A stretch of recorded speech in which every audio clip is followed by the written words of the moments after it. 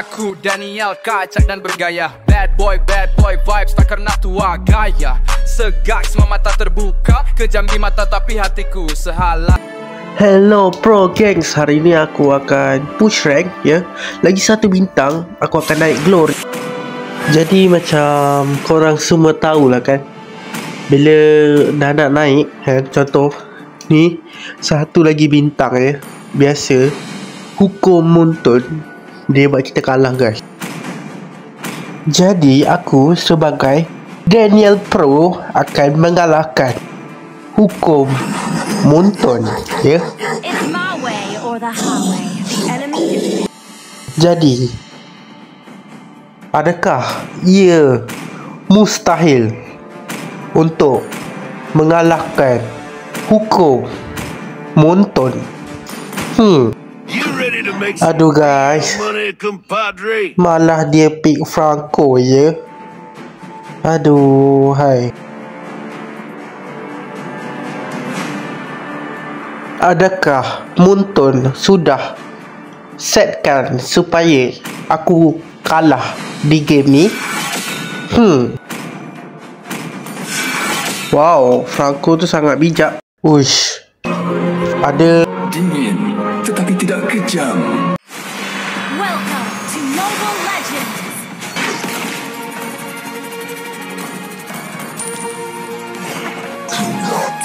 Mama gigit nih. Hah?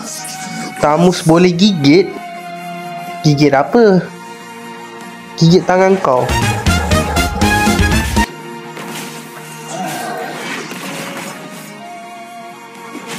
Okey, jadi kita kena zoning guys. Jangan kasih dia minion, nanti dia tak akan berlutut guys.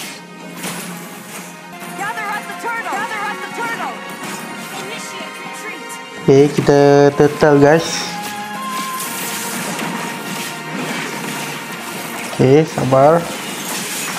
Okay, nice, dapat. Kalau mana nak lari? Yeah.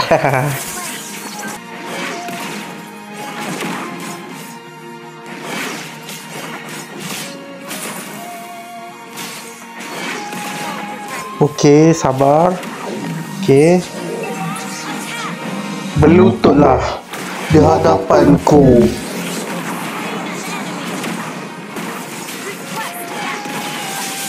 Sini kau, Suyo. Pakai tu. Alu, dah lari kat mana? Ya. Sini kau. Set.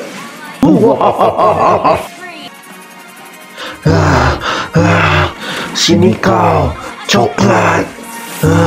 Aku nafsu dengan coklat.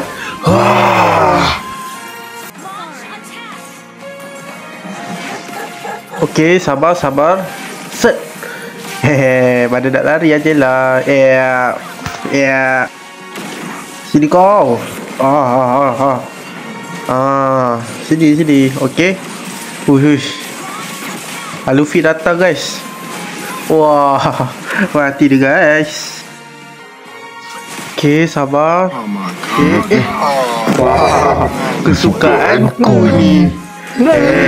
Coklat. Okay guys, sabar. Okay, slow. Bro, let's go.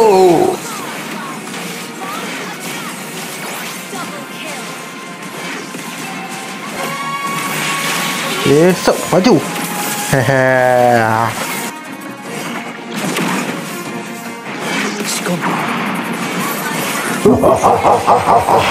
Tunduklah kepada Raja Tamus.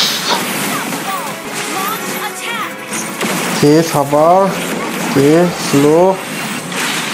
Sabar dulu guys. Kau, coklat.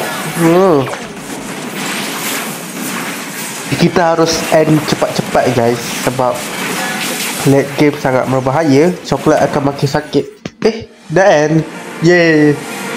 Jadi menurut kalian,